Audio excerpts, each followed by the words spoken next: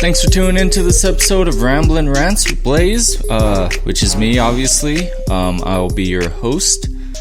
And it is Tuesday, May 11th, sunny and nice outside. That's the forecast. I'm the new weatherman.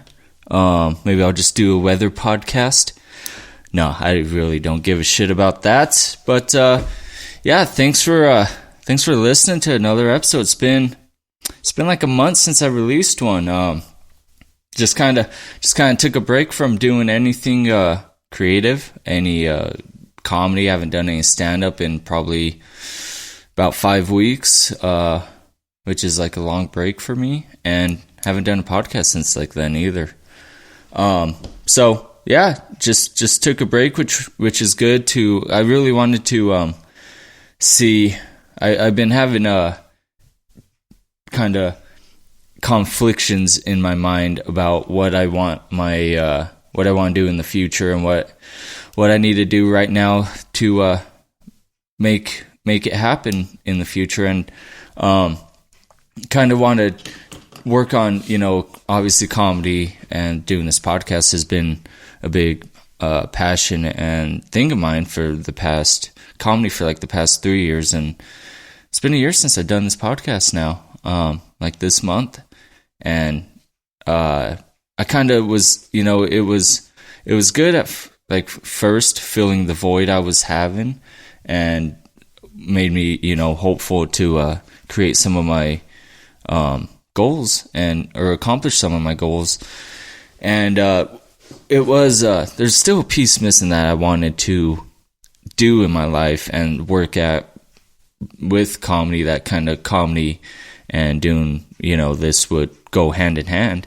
And I just got so caught up doing comedy and stuff, I kind of got distracted, and taking a break from doing that. And this podcast really helped me figure out what it was that I need to start working on more. And I read RedLights by Matthew McConaughey. It was a really good book. If you haven't read it, check it out. And that kind of gave me an idea of what I was missing, that I just completely, over the years, I just kind of got distracted and was dealing with so much other stuff in my life, just gets crazy, and just forgot, just never realized that I had forgotten that. And it was to work like with film, and not just be like an actor or anything like that, but like learn how to write, and produce and do all that stuff, and make a piece of art, like a movie. And one of the things too is I did that comedy series, that little acting thing on there, which wasn't great by all means, and definitely needs a lot of work, but that's not really, I wasn't involved in any of that. I was just involved in showing up and saying my part, and that was it. But that kind of gave me like a kickstart on like what I wanted, how I was going to tackle film, what I was missing. And the reason, then I started thinking the reason why I got into stand-up in the first place was to, better my chances at becoming an actor and being in film and stuff like that. Just because, dude, I'm a total showboat and all that stuff. And I don't know, I think it's just being in a movie and doing that stuff and creating what goes on, like something that you created from your own mind, and portray it in a way that relates to everybody, or even on a film that people can kind of watch, is just incredible to me. And it's something that I've wanted to do for since I was 15. I even got papers I found when I was in high school at 18, probably a senior, and 18, yeah, I better have been a senior. And it was all about going to film school and being an actor, and what I was going to do after high school, and fucking just forgot all about that shit. And, got married and was working a good job, and just got caught up in regular life shit that I just kind of gave up on it for a while. And then after I got some things cleared up in my life, the passion and stuff was coming back, and now it's something I'm definitely gonna branch out and try to make more of a priority, and still do comedy. Obviously, still want to do this podcast and stand up, but I need to also do that. Like, we got plenty of time in our lives to do whatever we want to do. It's just about organizing and scheduling and making sure it all happens, and then obviously following through. So that was great. So that's a great part that I learned from taking like time off from doing all this stuff. But I've noticed that I can't take too much time off from doing things that I love, as I'm sure everyone feels that way, because I wasn't hanging out with like any of the people I normally hang out with in the comedy scene, and because I wasn't going there, or because I just wasn't even going to shows, I like legit was doing nothing. I wasn't doing any of that, and so I just the people I was surrounding myself with weren't like the creative people, and which is nothing wrong with that, but it's when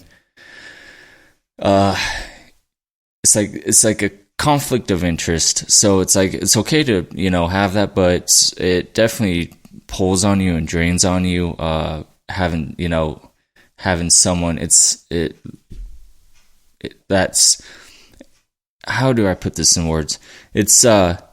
It's like you're around people and you're fine, but without like the creativeness and talking about and doing that and creating something around those people and having the same experiences and same views to talk to, which was kind of like almost like a reset for the brain and reset for your energy and everything to handle. Like, okay, but when you're not around that and you are that person and you're around people that don't do the things you do, and they look at you like you're fucking up, or you're just not a good person, but not doing like good things because of things you may be doing that they just don't find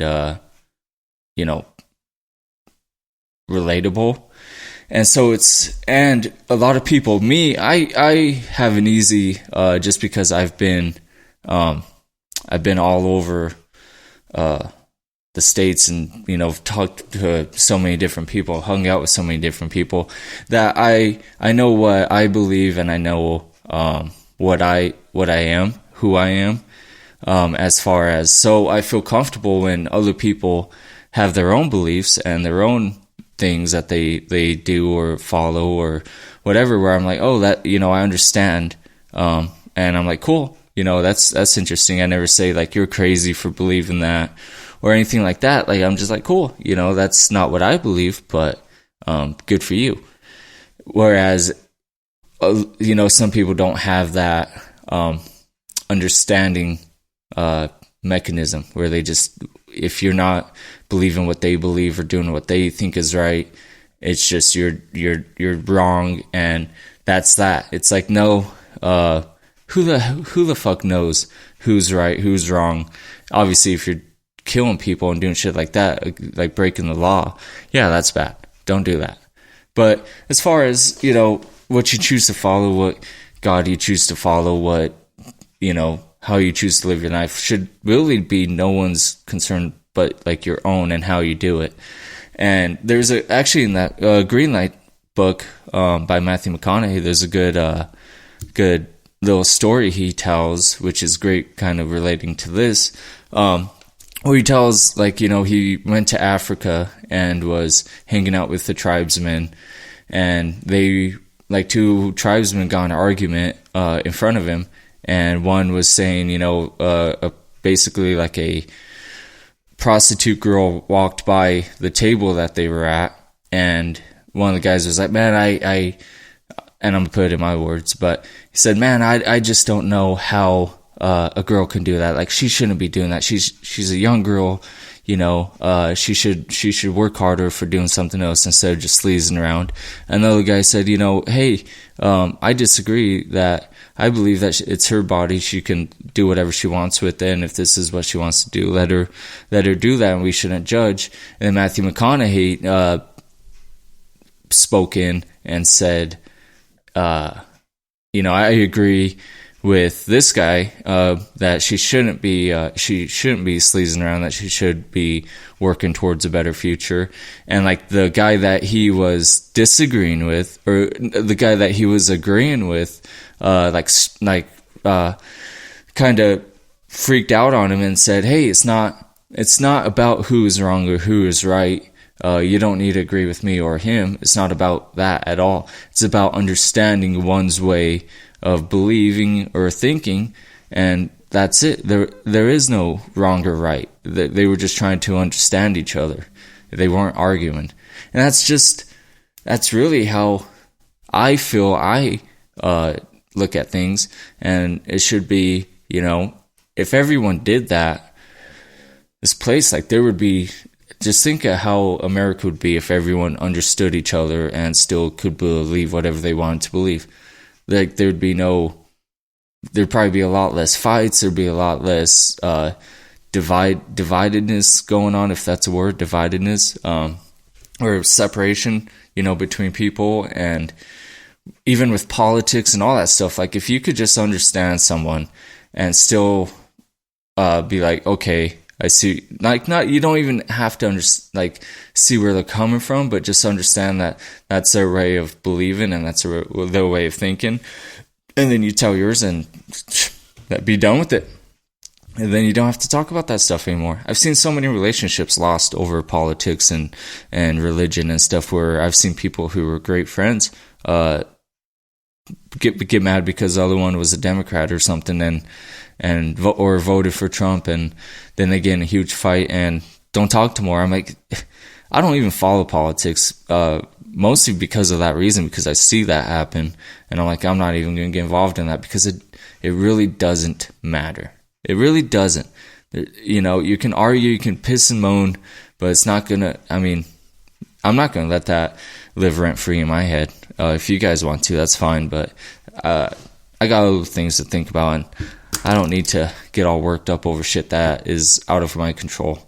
So, like, doing that and surrounding myself with just everyday people, like I was saying, without being around the creative people, I was noticing I wasn't as ambitious. I was feeling lost. I was feeling like I wasn't doing nothing. And at first I couldn't figure out why, and I was like, oh, it's because I ain't done stand-up, or I ain't done my podcast, or I haven't went out and done a show or anything like that. And then like last week, I went and saw Kevin Nealon at Wise Guys, which is great. If you don't know who Kevin Nealon is, he was on SNL like from 86 to 93 or 4. He was like with Adam Sandler and all them guys. And he had a great set. It was good watching him. He didn't even have any openers. It was just him. And obviously there was a host. But then after I left that show, and I was like, oh, I feel like so much better. Like my mood felt way better. Like I felt revived in a sense. And that was it. I was like, man, I was almost getting mad at comedy. Like, I was almost getting mad at anything to do with it. Nothing happened. It was like almost like I was taking so much time away from it that I started getting mad. That I was like, I don't even want to do it. And that was just my mood. And it's like working out. You take a break from working out too long, and you're gonna start losing the muscle mass. You're gonna start losing your endurance and everything else, and that's how I was feeling. So I had to get back in there and start feeling better about myself again. So that was great. That was my little spill on why it's been so long since I did a podcast episode. But now, I didn't even fucking plan this, but it's like my year anniversary doing this podcast. So hell yeah, we made it a year. That's crazy. We started this podcast during the pandemic. Great time, actually. I mean, really really worked out. And another thing I had time to do, and I recommend everyone do this because it was great for me. And there's just something about holding yourself accountable and having accountability and like making it in front of you, something you can actually see and read. And one of those is, and I got it from obviously Green Lights by Matthew McConaughey again, where he did 10 goals in life right after he did Dazed and Confused in, what was that, like 80 something. And he found it when he was writing the book after all these years, and he shows you the picture at the end of the book, and you know, he accomplished every single one of those 10 goals on the list that he wrote down. And that's what he captioned it, you know, I remember more than I forget, apparently. And that's, you know, and I talked to my dad about this too, and he did it. And you know, I agree that it's just something about putting it on paper, and you know, instead of talking about and all this, but putting it down on a piece of paper or something, and hold yourself accountable to that, and keep looking at it, and you know, just have it just something you look at. And that's what I did. And I recommend not doing it like in one day, like what you think your 10 goals are. Spend time on it. Like I took 2 weeks, I think, thinking about this every day and what my goals really are, because I wanted to really be realistic and really, like, if I had 10 things I wanted to do in life, what would they be? And I really wanted to sit on that and think about it before I made my list. And it was a good relief. Like after I wrote it, I for some reason just felt good and felt more better about looking at the future. And I won't read all of them, but like, you know, one of them was just like always remain in good physical health and shape. Like that was one of my goals. That's good. That's a good goal. And then another one was I want to write an autobiography book and run a marathon, like stuff like that. And obviously other ones towards my career. I'm sure not everyone cares what they are, so I won't say them all. But then like number 10, which was inspired by the book as well. Number 10, my last one, was just always enjoy the view. Like that's a good one. Just wherever I'm at in life, always enjoy whatever I'm doing or not doing, or, you know, just always enjoy that part and moment in my life. Because, you know, every moment we have in life is gone. So in a sense, yeah, I was like, that's a good one. Always be in a good mood. And just even reading that made me feel better about certain things that I was dealing with and deal with. And also he talks about, you know, obviously it's called Green Lights, and that is a metaphor for like things in our life. Like, all right, you know, you got a job, now you're just getting a promotion, you're saving money, you're buying a car. Like those are all green lights. Like you're just, you know, going through life easy. Not easy, but working in it, you know, you're getting opportunities to keep improving. And then, you know, we all have red lights in our life where we're stopped, and there's nothing we can do. We have to just kind of wait at that red light until it turns green, until we can continue to improve and go forward. And, you know, sometimes we make our own red lights by actions or choices that we have decided to do. And other times, red lights are inevitable. Had to really focus on saying that word. But yeah, want it to be, you know, some things are just inevitable. And currently, like the past year, I've been dealing with a red light that it was because of my choices and actions. But now there's really nothing I can do until it's over with. And I just kind of have to wait and deal with this red light. But there's things that you can work on. Okay, this part of my life is kind of shut down right now. So what else can I do? What other green lights are there around me that I can hit until I wait for this red one to turn green. And that's what I've been doing. Like Hosted Wise Guy's been doing good with money and my financial status and my health. Been taking care of all that stuff, and it's been good, and there's good days and bad days, but noticing that, once you just notice that and understand, it's makes life a lot less stressful and makes it more enjoyable, because you're not, I still have those days, but you just know there's a light coming at the end of the tunnel. So this podcast obviously isn't gonna be like a funny one, because that was one of the things that I was forgot to say earlier about doing the film and stuff, is I like to be the funny guy. I am the funny guy. I do comedy and all that stuff, but there's also a serious and intelligent side that I need to express and get it out there. That's also very creative side. It's just not the funny side. So I just need to do that, and I think that will complete like the void of what, and really give people a sense of like who I really am, besides just a goofy comic, because there's nothing wrong with being that, but like I'm a serious, intelligent person first, and then I'm the funny guy, later.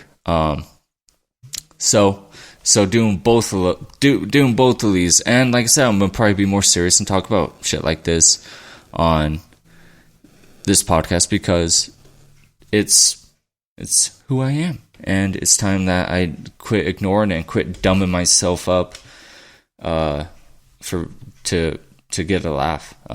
So that'll be that. So that was that, and what else was I kind of lost my train of thought, but I'm reading this thing. But one of the things that helps, I want to say really quick, is if you can walk yourself through those problems like I did with, why I was filling away what I was missing, it's really beneficial, and you can save a fuck ton of money not going to a therapist. Be your own therapist. Only us know what goes on in our minds. We can try to explain it, but no one really knows exactly what's going on in our minds but us. So it only makes sense to figure out what we're dealing with and how to fix ourselves. And that's one thing I've been really doing good at, and it's been paying off. So, and I try to help other people with that, but sometimes just some people ain't ready or don't want to, because it is, you really got to be truthful and say what the fuck, what's going on in my head. And so do all that, but mental health awareness month, might as well talk about that shit. Might as well do a serious podcast and get all that stuff out there, and obviously just promote it and support it. I'm supporting it. I'm doing I started actually today a 12-week challenge inspired by Will Smith's workout, or not workout, he's doing a workout, but his thing that he did like a couple weeks ago, where he posted a picture, and he has a big old it's a pretty big belly, and he's just out of shape, and he it says, gotta be real with y'all, I'm in the worst shape of my life. And so he's doing a 12-week challenge where he's going to work out and get back in shape and stuff. And it started like Marlon Wayans, all them people. There's a lot of people that are jumping on it. And I said, just because I like challenges and I'm competitive, and I don't do things for other people. I like to see just what I can do, and try something very hard for a long period of time and see if I can accomplish it, and see how disciplined I am, for no reason at all. It takes more discipline than if you were working to be on a show or something, So, and I'm in good shape. like I'm down 20 pounds in a good way.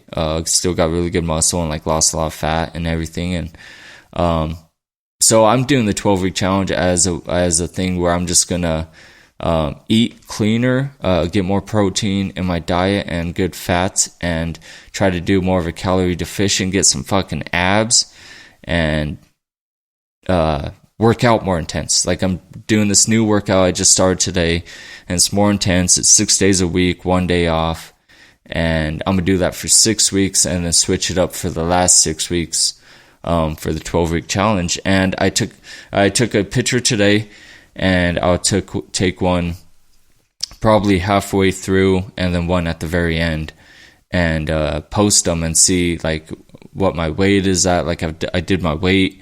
I'm at 187. I did my body fat today, which I'm at 14%. And I think that was it. Oh, and I took the picture. So when it's all done, I'll do my body fat and my weight and another picture. And if you follow me on my social, which if you're listening to this podcast, I don't know why you're not, you'll see them there. So something to and for dude, we're all coming out of this pandemic and been stalled in our lives and with working out and everything, and it's Mental Health Awareness Month, so might as well do something positive and work out. And the thing is like this 12-week challenge, I was explaining this to my family because I wanted them to get in on it, it's not, you don't have to do what I'm doing, where I'm working out intense and doing all this other stuff. That's just me doing that for myself. But everyone is at different levels and have different things that they want to do or what makes them feel good. So if it's just, not eating any sweets or eating healthier for 12 weeks, give it a shot. Or not, spending so much time on your phones or on the computers or stuff like that. Whatever can just be more healthy physically and mentally, and do that for 12 weeks. And then I was telling this to other people too that I was trying to talk into, and it's like, just do it for 12 weeks. I know it seems like a long time, but it's really not. And after the 12 weeks, see how you are. And if you hate it or you want to go back to your old ways, do it. Like, then you can at least have the good feeling of like you took 12 weeks off from whatever. So I think that'd just be great. So anyways, I'm obviously going to be doing this, podcast more now, because I needed to get on here and talk to you guys. And, thank you for listening too. Still, while I wasn't doing any, like I still checked my, stats and stuff and downloads, and every week everyone was still downloading good numbers, and I really appreciate it. So keep supporting me, and make sure to subscribe, rate, review, and follow this podcast and me on social medias. Obviously all Blaize Sanchez on Instagram. I'm on Instagram, Twitter, and Facebook. Facebook, I don't know, I kind of get on there, I kind of don't. I do post I have it where all my stuff's linked up, so whatever I post on will just post to everything. So doesn't matter what you follow me on. So and we'll go ahead and end this. Thank you for listening, and hope you guys have a great week. And let me know if you do the 12-week challenge. Comment on my post about it, and let me know. It'll be great. I love, it'll be good to feed off each other and get people in on this. So have a great day, and see you next week.